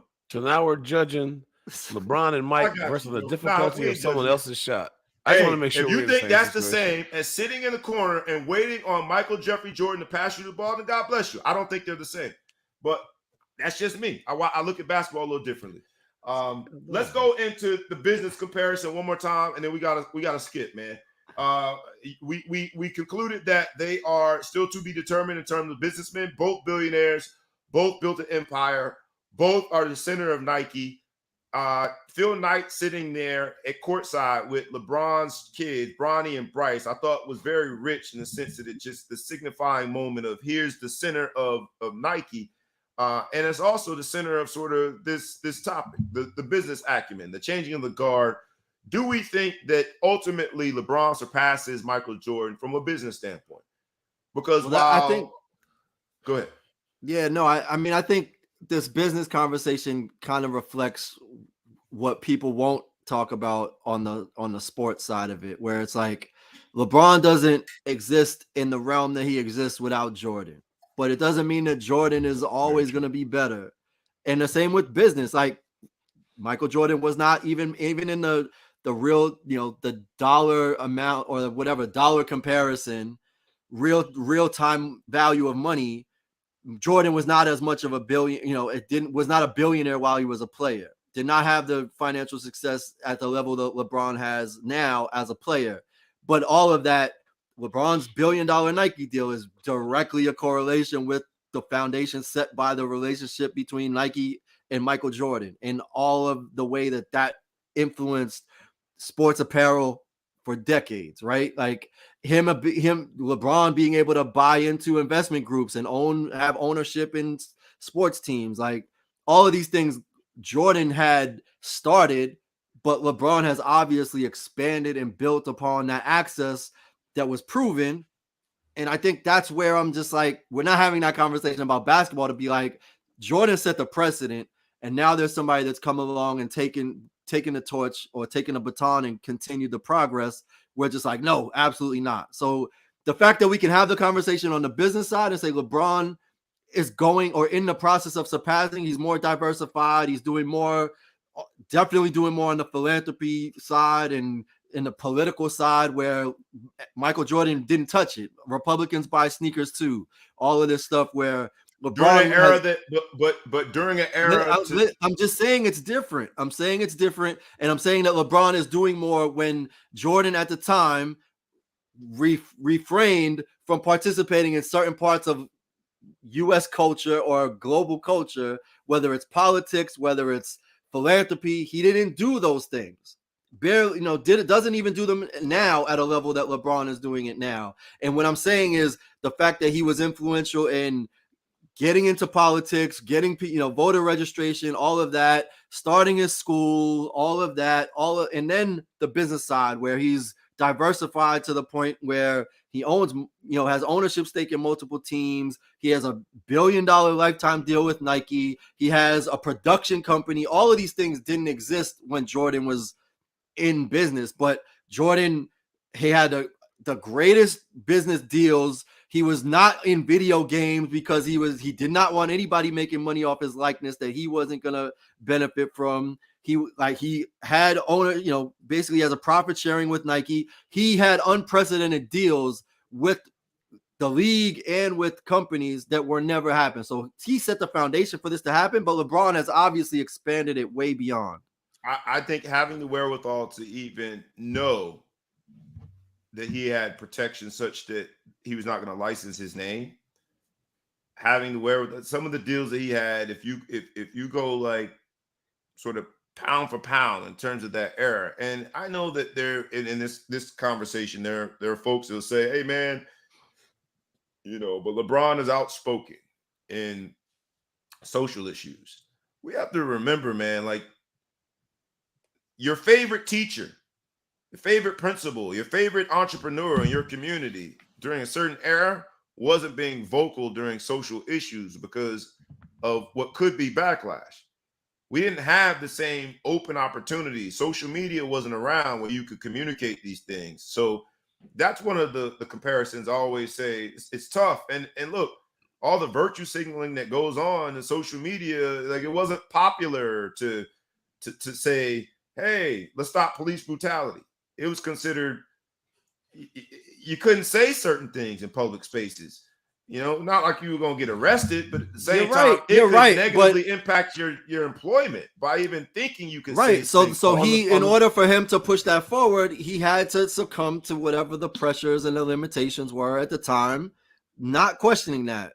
But if we look at it in comparison, like that's the reality. Like sometimes you have to, you have to maintain that level of presence. LeBron has to do this in the camera phone era and the social media era, where you don't have the writers that decide that they love you the way they did with Michael Jordan and turn the other cheek on everything. They never reported about any of Jordan's problems, any of the issues he had. He could operate in the world like without any sort of hesitation, do whatever you want to do in public. LeBron doesn't have to do so. For LeBron to maintain an image that's good enough that he doesn't get canceled or anything like that, with all the risky stuff that he does and all the things he does, you got to give him some credit for that. I give him a lot of credit. I do want to flesh that out a little bit more. It won't be today, but I do want to compare them from a business standpoint, because at this point, again, whatever camp you're in, you're going to remain in that camp. The changing of the guard was more of a suggestive, playful, let's debate something that we debate ad nauseum all the time in barbershops across the world. When it comes to the business acumen, especially here at the Ball Hog Sports Talk, where sports, business, and entertainment collide, I think that's where young athletes have a lot more ownership and a lot more likelihood to follow in their path. Everyone wanted to be Mike. Only Kobe achieved some semblance of it. Everyone wants to be LeBron. The truth of the matter, if your dad and mom are 5'9", the chances are very slim that you're going to be the next LeBron. But the example that both men have set and the positions that they hold within any organization that they're involved in, any venture that they participate in, they believe in ownership. Even when it comes to Nike, the sub brands, whether it be the Jordan sub brand or Air Jordan, to be more specific, or the LeBron sub brand, they have been pioneers in ways that all of us as sports fans, as men, as Black men, as humans, we should really celebrate what these two men have done from a business standpoint and take a few pages out of their book and try to model those things more so than the basketball because we have more ownership to that. So I'll leave it there. Let's hop in because everyone, we're sprinting against the clock. So let's see how fast we can move. We'll go first with Anthony Davis' reaction or non-reaction to that moment. LeBron breaks the record, and there are several angles of Anthony Davis, who, according to you two LeBron fans, was handpicked and selected to come and help the Kang win another championship, win his fifth ring, fourth and fifth. He was a big part of the fourth one, so I'll give him credit there. But now the fifth seems a little more challenging, and non-bubble AD has struggled. That same man who LeBron, as I thought, done a good job of speaking up for and defending, that same man seemed very unmoved by this moment that even Michael Jordan fans, we had to respect. You got to respect that. That is an accomplishment. Anthony Davis didn't seem to think so. Is that much to do about nothing? I'll start with you on this one, Big Flow Show. I know you call him Mr. Glass. That was telling. I saw it first. I looked at it and I just saw him sitting down. I was like, well, you could catch a picture. Maybe he wasn't the first off the bench, right? But when it looks like there's a possession. Everyone in the stadium is on the edge of their seat waiting for him to score, and everyone's standing up on the court. He goes and sits down, and he's just peeking a little bit. And then when they do show him finally on the bench, he's not clapping, doesn't have his hands up. I think there's obviously I wouldn't say trouble in paradise because it's far from paradise in LA right now, but that's very telling. Like hateful, you know what I mean? Like it takes a lot for you to sit there and not even give him a golf clap. It takes a lot. I think something's going on over there. I'll say something's going on over there, and it's definitely a huge statement. ETP, you see, like, as the person featured in that moment, whatever your moment is, right? You the valedictorian, you were announced captain of the team, you've reached some milestone that seems unsurmountable at some point, right? Whatever things that we've accomplished in life, I'll go out on a limb and say for me, they don't even begin to match such an accomplishment of being the all-time leading scorer in the NBA. And you look back at the video, your homeboy just chilling, not moved, don't even clap. What do you think when you look back at that? I mean, it looked like hater fi hater to me. Yeah, I mean, so in context, they're playing a game. They were losing the game. Anthony Davis had just jumped into the stands to try to save a loose ball. Supposedly he went into the tunnel because he was angry, came back, sat on the bench, was upset about the fact that they were losing the game, according to him. And all that to say, but they weren't down 30. They weren't down 30. It was still a competitive game. All that to say, I can understand if you're known to be that passionate, which I've never really seen him to be that passionate, but let's assume that he's that passionate about winning and losing. I can understand that. That being said, as a professional athlete, we just talked about how social media and cameras are always on. As a professional athlete in today's era, you know that all eyes are on you in every situation. And whether they're not or they are, you can still be upset about the game. But the fact that you are resisting celebrating this accomplishment that will never happen again, right? Like for him, like the record is now broken. It's not like something else is going to happen. And that you're not celebrating with your team. And you're literally the only person in the entire arena that is sold out that's still sitting on a seat is crazy to me. And there's all these questions, where we're making too much out of it. But in that situation, even if you hate him as a professional athlete, celebrity, you say, let me not allow this situation to be overshadowed by me looking a certain way. Let me at least get up. I don't have to be passionate. I just get up, I clap, I high five him, something. But he did nothing, absolutely nothing in real time. In real time. Let's be honest. In this episode of Changing of the Guard, right, it does come a point in every mega celebrity's life in a team sport that because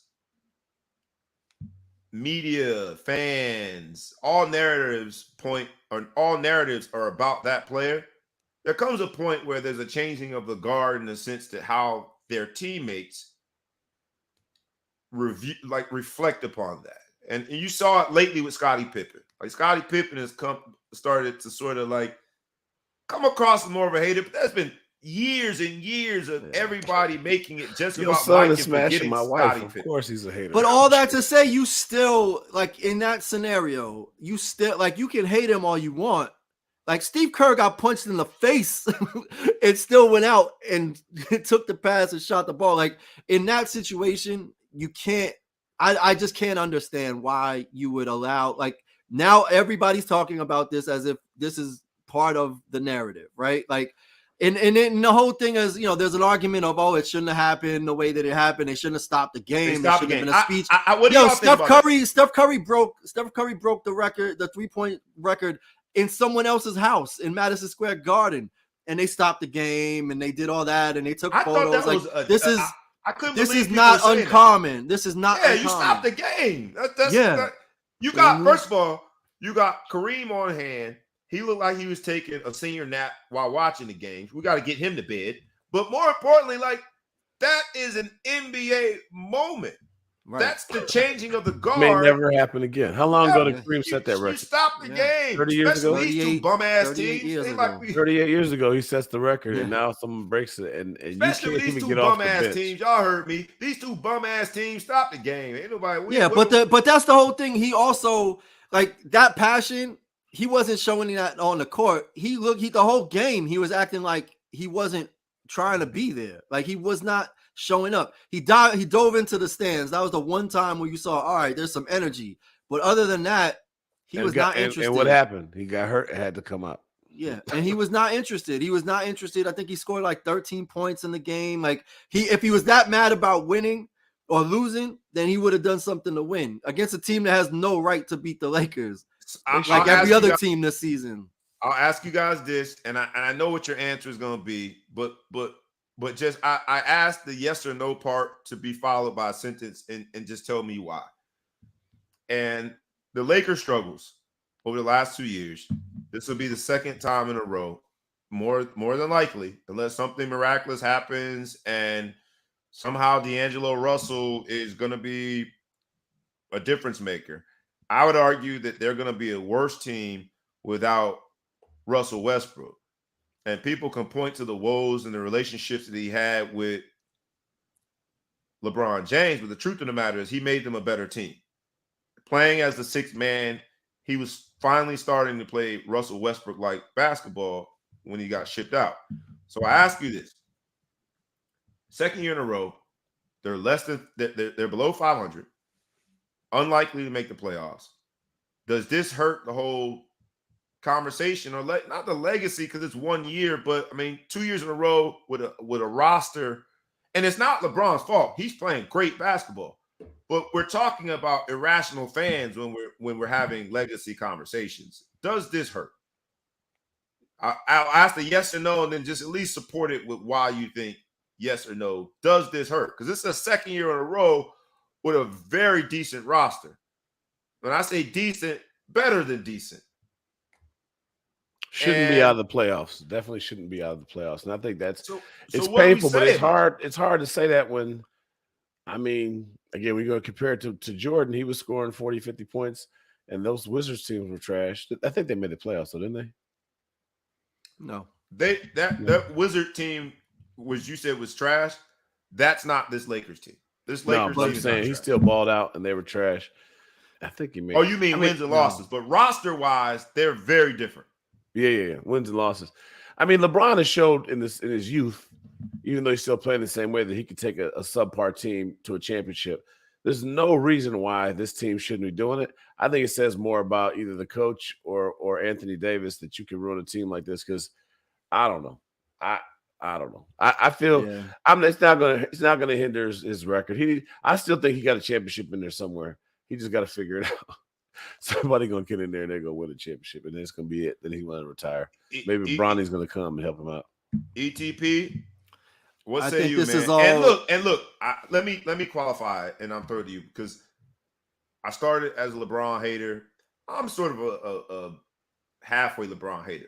I love 4 years of his career when he played in Miami. I was bitter when he left because he was that good. I hate because it's fun, not because I really despise this man. He's been the model citizen when it comes to being off the court. He's been the model family man as far as we know in terms of being, a real father, a real husband. His words last night, he was like, hey, my wife is the real MVP. He's been a model when it comes to what he is doing for his community, Akron, Cleveland, Miami, LA, and whatever other team he ends up playing with. So shout out to him. But the truth of the matter is that I struggle to wrap my mind around this team with that player playing at this level with the support cast that he has. Now in the second year with a different coach, I'm struggling with how that happens. Does this hurt the legacy? I mean, to anybody that wants to come up with rationale for why it might hurt his legacy, yeah, it hurts his legacy. I don't think, his legacy should be cemented, but all of this is, so the only thing that I would put on LeBron for this, maybe, and I don't know the backstory, but they just seem too committed to AD. Like, AD has shown that he's not durable, he's not reliable in terms of being able to contribute at a high level, and because they are continuously relying on him to be the centerpiece of this team, that's why they have this dysfunction. And they just got rid of, essentially, Russell Westbrook is the only person outside of LeBron, like taking LeBron out of the conversation. Russell Westbrook looked like the only person that plays on the Lakers that actually was caring about trying to win, that really had the motor. Thomas Bryant was another one. They got rid of him.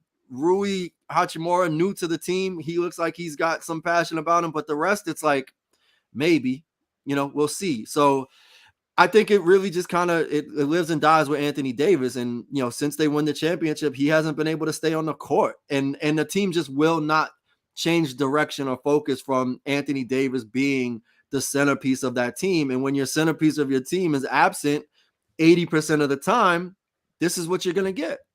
Just like the Jerry Faust, not Jerry Faust, Jerry, what's the Chicago? I'm tripping. Jerry Faust is your name. Jerry Krause. At least for the Last Dance took blame. Rob Pelinka is going to take blame for a lot of this part of his era. But I'm struggling with trying to cope with that roster playing this poorly and it not. When you are the centerpiece of a franchise, you got to take the good with the bad. There's going to be some bad that comes with this chapter, just like the Washington Wizards chapter of Michael Jordan's legacy. This chapter is starting to look like a really bad chapter. And I'll just leave it there. But I we'll see. I mean, there's still a lot of basketball to play, but the ironic part is in that OKC game, a game that they absolutely needed to win, we celebrated this individual moment for LeBron and his family, and to be honest, this moment for the entire NBA at the expense of another loss. The team just looks.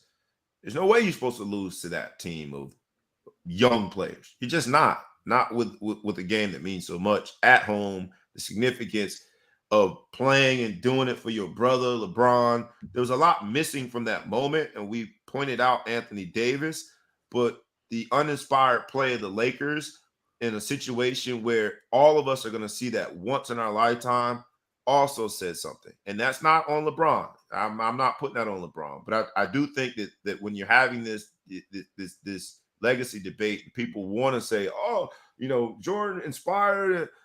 These dudes look uninspirable. So I'm not putting that on LeBron. But I think it's ultimately gonna play into the whole negativity when it comes to the legacy of LeBron. But hopefully they can get together. And then Darwin Ham, a young black coach that it just doesn't look good. So we shall see. Quickly, man, because the West just got a lot more competitive. Let's hop in and hop out with these topics, and then we're going to leave for the day. First one, and it'll be lightning round. Kyrie and KD are both gone from the Nets. Kyrie demanded a trade a few hours after last week's show when we recorded, and now he is in Dallas. We got to see what that looks like without Luka, but it looks as though, Kyrie has never had an issue with getting to the spots on the floor, putting the ball in the basket, and being a leader. He's an electric basketball player, but it comes with a whole bunch of warts. Do we think it's worth it? Like, is Kyrie worth it? He's at that point now. I'm like, dude, you've been such a distraction that you got to ask if you're worth it. And then in 2 subsequent games, the post-game interview has been directed. He's thrown some shade or fired some shots right in Brooklyn's direction. I've defended Kyrie. I come on here. He's a New Jersey guy. I've defended Kyrie. But I'm running out of bullets to defend him. Is Kyrie worth it?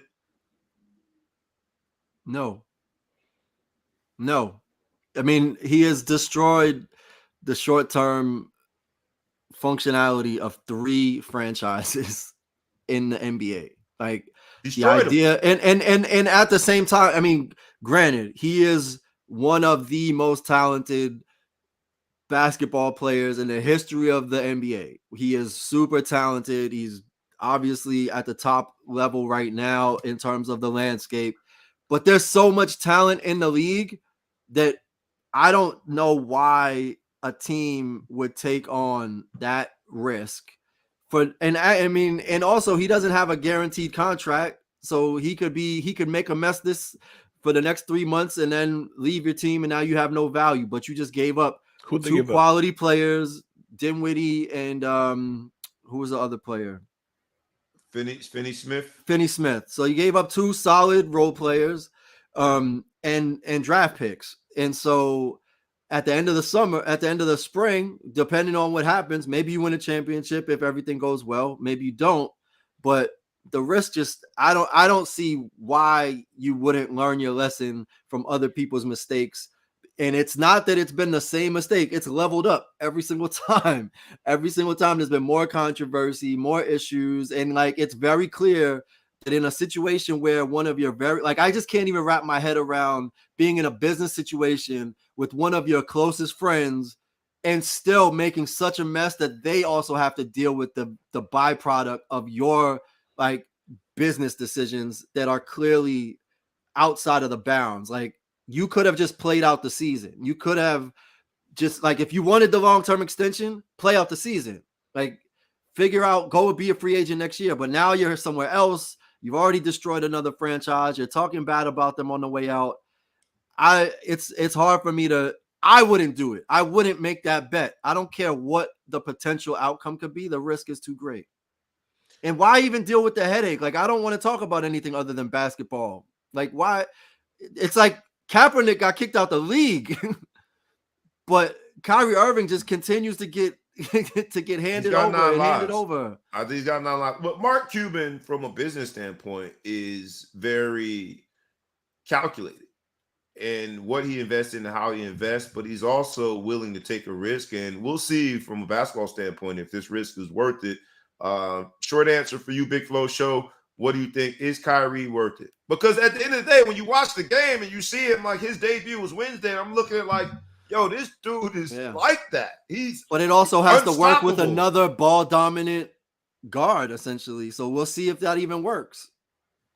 Is he worth it? I don't know. I think in the right situation, it depends. I don't know what type of, one thing that we don't see here is we don't know the relationship certain people have behind the scenes. So Kyrie and Mark Cuban might have a relationship. You never know. Let me ask you this way. My bad to interrupt. But I want to ask you this way because we know that ETP was already burned. He burned the Celtics. But you and I have our own teams. I'm a Miami Heat fan. You're a Chicago Bulls fan. Chicago Bulls have an opportunity to go get Kyrie Irving, and they've got to obviously trade away or figure out some way to position to get rid of some of the younger talent. As a Chicago Bulls fan, are you excited about the prospect of having Kyrie play for your team?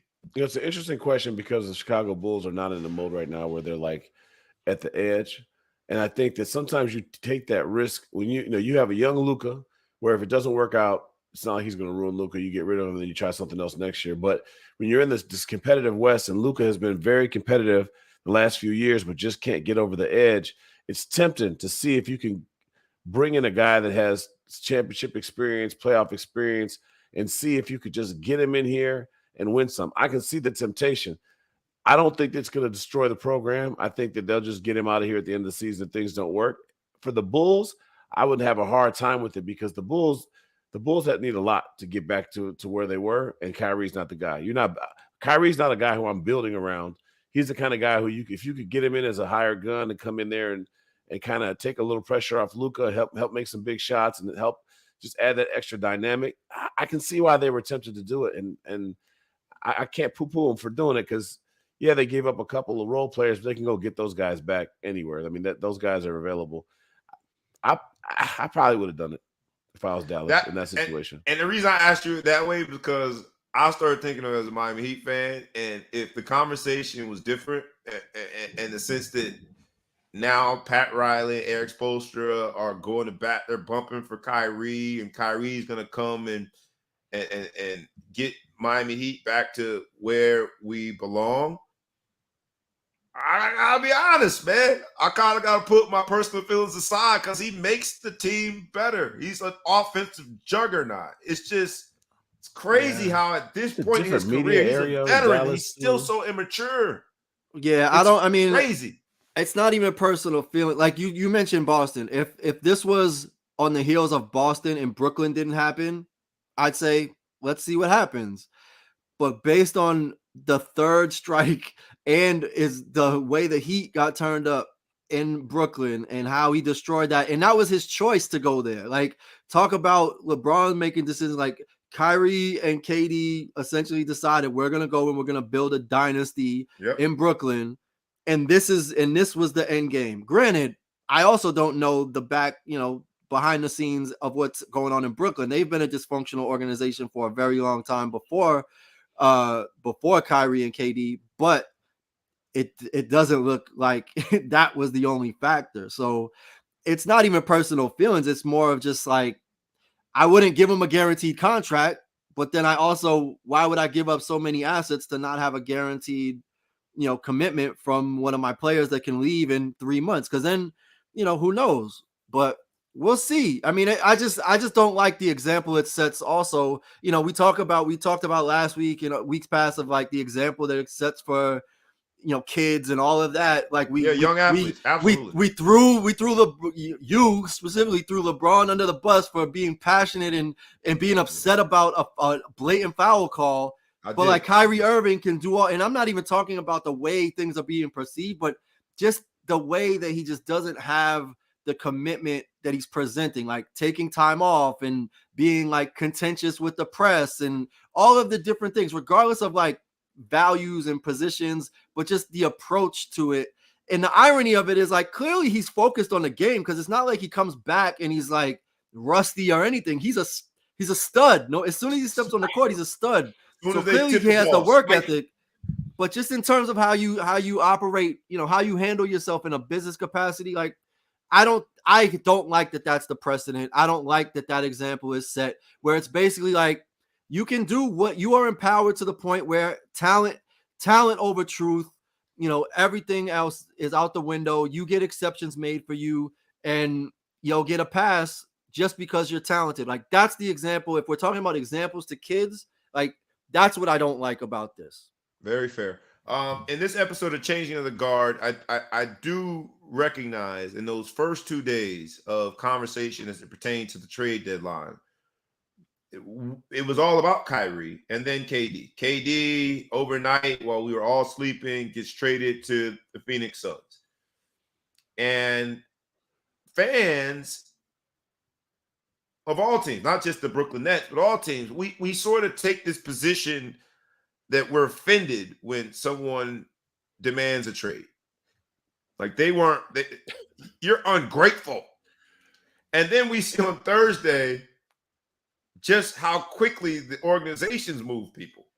Spencer Dinwiddie and the one I thought was really interesting is Mikal Bridges. He's talking to one of his teammates, FaceTimes. He's like, I'm sorry about it. What you talking about? Like, you haven't heard?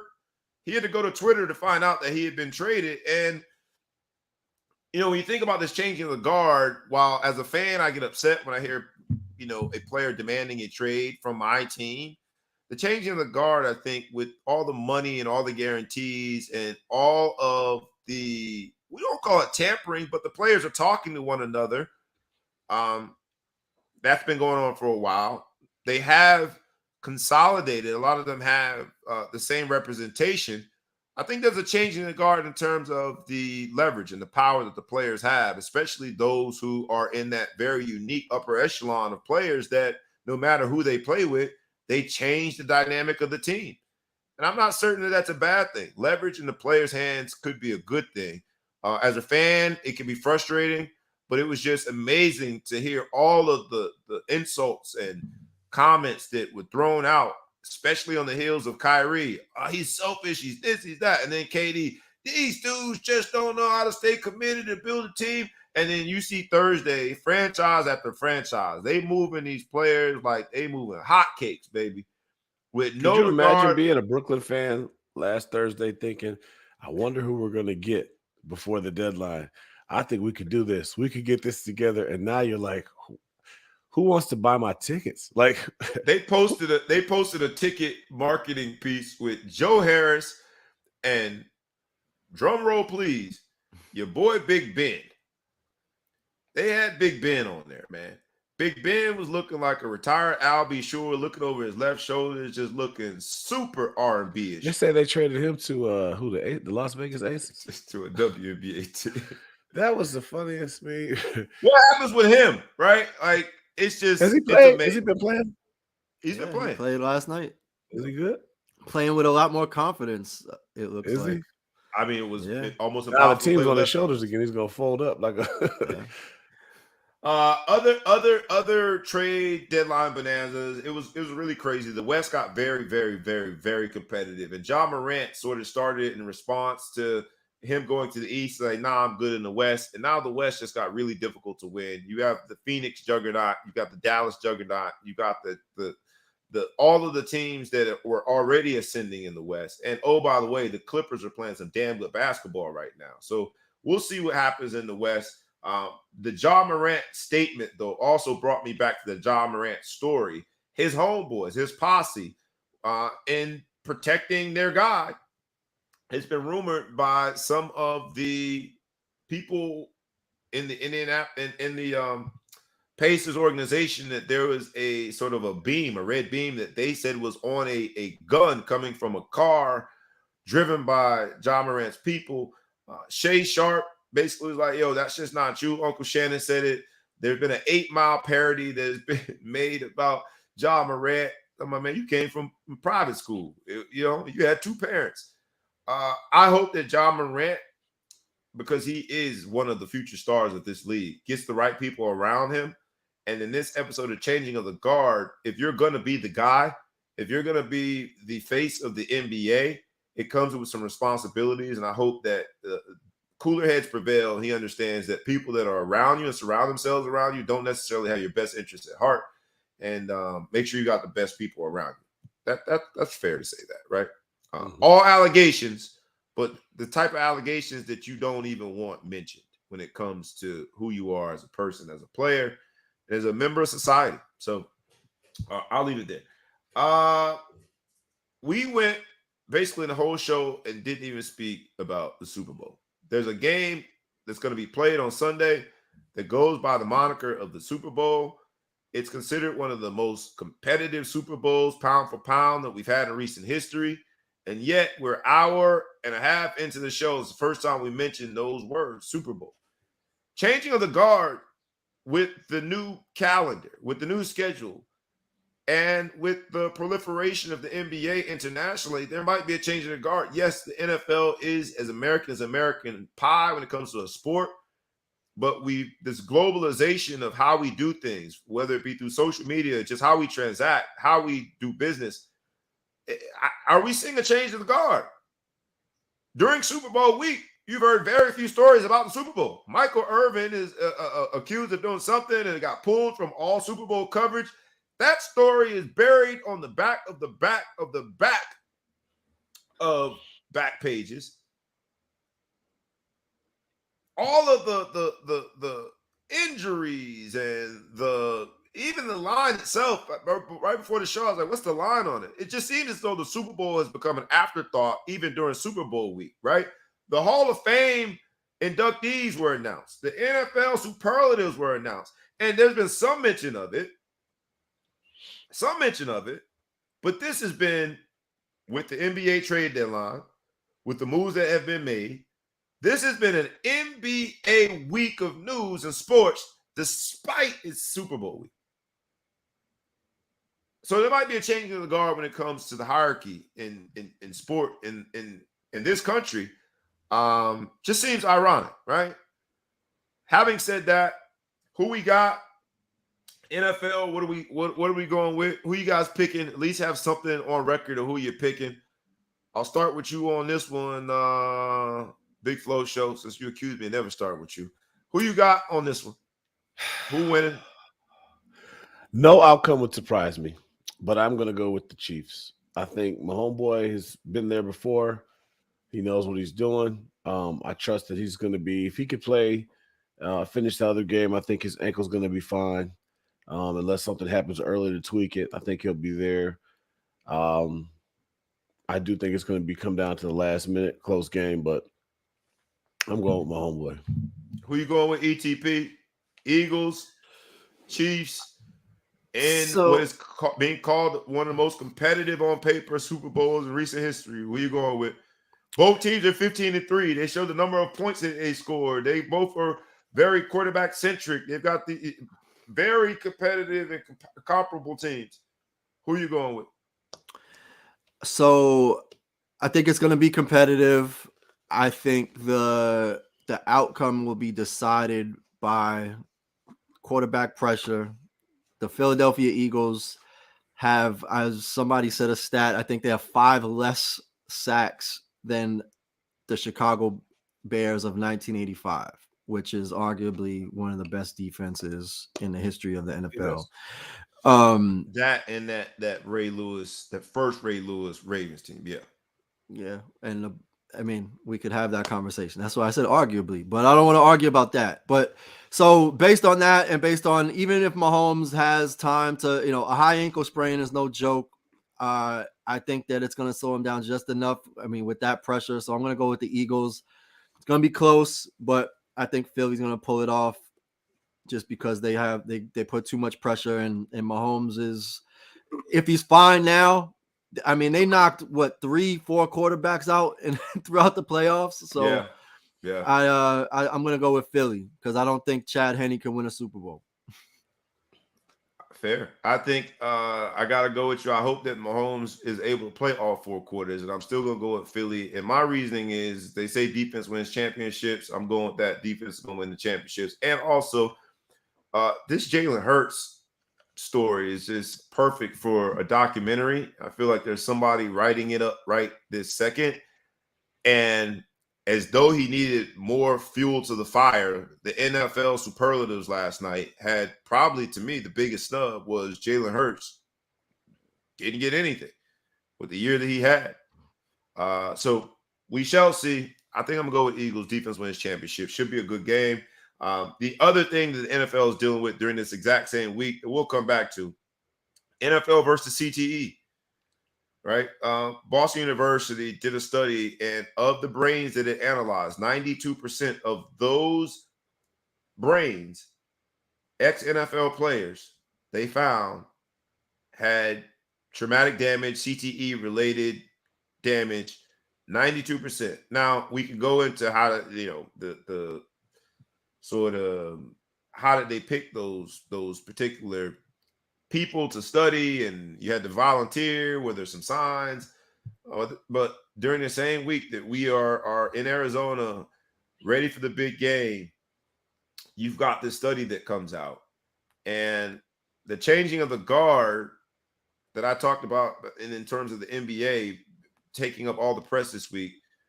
There's also a changing of guard in terms of us identifying and addressing the elephant in the room when it comes to the dangers inherent in playing that game. The other story that was looming over the NFL, Jim Trotter, a black NFL reporter, directly asked Roger Goodell, hey, man, this stage last year, I asked you about the diversity, equity, and inclusion issues that you have when it comes to the coverage. A total of 0 NFL on the NFL staff when it comes to senior reporters and covering the NFL, despite upwards of 60% of the NFL being made up of black players, according to your studies. I thought it was a very in-your-face question, and Goodell answered with the He went with every excuse known to mankind. I hope that it brings change, but the NFL is also facing that fight of diversity, equity, and inclusion. So shout out to Jim Trotter for not talking about it in closed circles, but addressing it in the most prominent fashion, asking the question to Roger Goodell, asking it publicly, and asking, when will this change? So I thought it was a good moment, although a bad moment in the sense that we shouldn't be talking about the lack of diversity, equity, inclusion. A good moment in the sense that we are addressing it by way of Jim Trotter, and we shall see. But all is made well because they got Rihanna, who said that she would never perform until she's going to perform in the halftime show. We were going to address this NIL deal. The kid from University of Florida who didn't get the deal exposed what the deal was. And I just didn't know they had them type of zeros in name, image, and likeness. I'm going to be honest with you. I don't have it on hand. Y'all remember some of the stats from that NIL deal? It was like $113,000 a month. It was 500,000 signing bonus, right? $500,000. I'm trying to find it. This man going from allowance to, and then it was like $250 a year, $250,000 a year. $250,000 a year. He would get paid. Let me see if I got it. Here we go. No, $250,000 a month. The only stipulations. $250,000 a month. His as senior a year freshman. went down to $113,000. As a freshman. Close to $300,000 a month as a sophomore. 375. Let's round up. Say $400,000 a month as a junior, and then round it out with close to $200,000 monthly payment as a senior, so long as he's fulfilled the following obligations. Now, I thought these obligations with those numbers was going to be he had to flip over a Mack truck, do cartwheels on icy roads with tank tops on. It was going to be something that was challenging. The stipulations were he had to remain a resident in Gainesville. Okay. At least one branded Twitter post and one branded Instagram post per month. All right. That's cool. Up to 8 fan engagement events per year. 8 per year. That's 365 days. You got to show up 8 times. They could include in-person appearances, social media engagements, video conferences, or interviews. Sorry, you don't have to show up. You could do it remotely. None would last longer than 2 hours. 2 times 8, for those mathematicians, That's 16 hours of work. Autograph up to 15 pieces of merchandise year. per year. Up to. I mean, Yeah, that's the one that's crazy. Only 15. I mean, all of this other stuff, fine. I mean, he doesn't have a huge social media following, but like one branded Twitter post in Instagram per month, that's 24 posts. That's fine. Events, that's fine. But only 15 pieces of merch. Like, I would have thought that they would, because that's where the real money is for anybody who, gets that signed merch. They can resell it and recoup whatever they gave him. But they were like, nope, I'm not signing that. You just give me the cash. Right. Straight cash, homie. So straight cash, homie. I'm surprised that was the agreement, because I would have pushed, if I was negotiating on behalf of the school. It made sense why they didn't go through that. Yeah, somebody said, man, we're not paying us to this. Yeah, but at the same time, it is you talk about changing the guard, the leverage that these players have to ink that deal, to even suggest that deal, having been largely unproven, not largely, absolutely unproven on the collegiate level. It's just amazing, man. I think the NCAA got it wrong by not stepping in and being more vocal and active in what these deals look like. I think the institutions got it wrong for allowing the third-party payer as opposed to sharing the revenues that these players are driving towards these institutions. But to see these numbers, it's interesting. I just think it's going to go too far. And once it goes too far, it's tough to walk it back. Players are making lifelong decisions based on contracts that this is an unconscionable contract for me. I would never do this. It doesn't make sense, right? Just not enough. I'm not getting enough out of it, right? There's supposed to be a quid pro quo. What am I getting out of that? As a brand, as a collective, I'm not getting enough out of that. And so if these are the type of contracts that we're seeing circulating, and then this is the same contract that led to him not going to the University of Florida, I'm afraid we're already too far. I'll give you guys final word on it before we take it home for the day. Any final regards or remarks when it comes to NIL?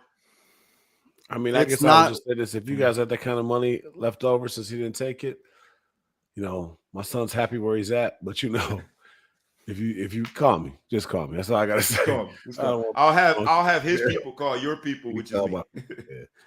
A month. I'm your people. $300,000, $400,000 a month. ETP, you're a branding specialist, man. You did sports marketing. If you see this, someone proposes that, you get that in your inbox, and you are representing a brand, you've got to be thinking, WTF. Yet these are the deals that these kids are signing, and the brands, or brand/collectives. Where are we with this whole thing? I'll give you final word on it before we go home for the day. I'll keep it very short, and I'll simplify it as they say, it's not what you're worth, it's what you can negotiate. So he gets what he gets. Because ultimately you walk in as a rookie to the NFL, you're unproven on that stage too, right? So ultimately it's about you negotiate your potential. And this is legal now. This is the way that they're going to do it, as a Band-Aid on a problem that's on the other arm. But at the end of the day, he negotiated it. I don't know how it fell apart or why, but they got that far. So if you can negotiate it, get it. Right. Capitalism is at its finest. Wins again. With the NBA trade deadline and the free agency discussions that we're having, this NIL stuff is eerily feeling like it's the pros. Yeah. Well, so just one quick thing, which we're not going to mention. So ironically, when you say NIL, it's the pros. WNBA Las Vegas Aces are now under investigation for essentially working the system in the same ways that colleges are with the NIL collectives, where supposedly there's some third party that's paying the players outside of their salary to stay under the salary cap for negligible responsibilities or agreements in order to bolster their salary. So this has created a wave at the pro level. Very interesting, man. Why don't we go home on this, since you brought the WNBA Aces? the step before the WNBA, women college basketball, which I've gone on record on here several times saying I just love the game of women's college basketball, not only because Notre Dame is one of the stronger teams, but also just the way they play the game. This week, and you got this, we've called this episode Changing the Guard, but you got Geno Auriemma and Dawn Staley. Geno Auriemma, who has been the center of college women's basketball for decades now, as a UConn head coach. And then you got Dawn Staley, who has been the center of college basketball, at least for the last, let's call it 5 years. I think she's got 2 championships already and counting. They are currently, I think, 23-0, beating UConn this week, made 22-0. After the game, Geno Auriemma, try to say that fast, went on record basically complaining about the way South Carolina played. Dawn Staley did not back down. She defended her team. She defended the way they play, and basically said, if you think that was some smoke, we got more coming. I thought it was a good moment. I thought it was a ceremonial moment for Dawn Staley. Now, UConn's got 2 of their top players injured right now, but Dawn Staley didn't back down. Shout out to Dawn Staley. Shout out to the South Carolina Gamecocks. And I've always disliked UConn and Geno Auriemma because of their rivalry with Notre Dame women basketball. But take that, Geno. Changing of the guard. Dawn Staley in the building. Although I still pick Notre Dame to win in 3, whatever that means, in college women's basketball. This episode of Changing the Guard started with the ever fruitful and fun debate of the basketball GOAT. 2 people have sort of cemented themselves in that conversation around the world. We still don't have any consensus about who is the GOAT. The truth of the matter is we won't.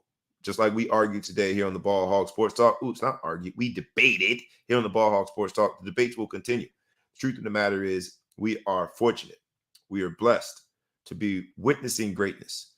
Whether or not you are on the side of calling him the chosen one, the king, or you choose to be a detractor, and as some would call us, haters, we're still blessed to be witnessing greatness.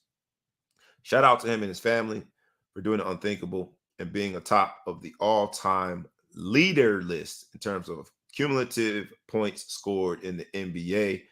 While I did pick Michael Jeffrey Jordan in the GOAT debate, I got to recognize greatness, and we all do. When it comes to changing the guard, the truth of the matter is no one can take over. The guard can't be changed when you have a level of excellence if that new guard doesn't also achieve a certain level of excellence. So with that, we pay our respects to LeBron Raymore. That's his name? Yeah, LeBron Raymore James Sr. Congratulations on your amazing accomplishment. Like we ask you every week, humbly, please like, please comment, please share, please tag a friend, please tag a foe, please tag anyone that you know, and please subscribe to both our YouTube channel and to our podcast. We humbly ask you to do those things. Won't cost you anything but about 5 seconds, but you'll be doing a world of favor to us. Like we do every week, we wish you nothing but the greatest this weekend. Make sure you stay healthy, stay humble, and stay grinding. This is the Ball Hog Sports Talk, where sports, business, and entertainment collide. Like we do every week, we do it rough, rugged, and raw. We had the Big Flow Show coming from the Middle Coast. We had ETP, Els the producer, coming from the East Coast. I happen to be your boy, B. Brown, ESQ, a.k.a. the Ball Hog, a.k.a. the Mouth of the South, a.k.a. Mr. Accepts the Celebration. This has been the Change of the Guard episode. And with that, we is out. Peace.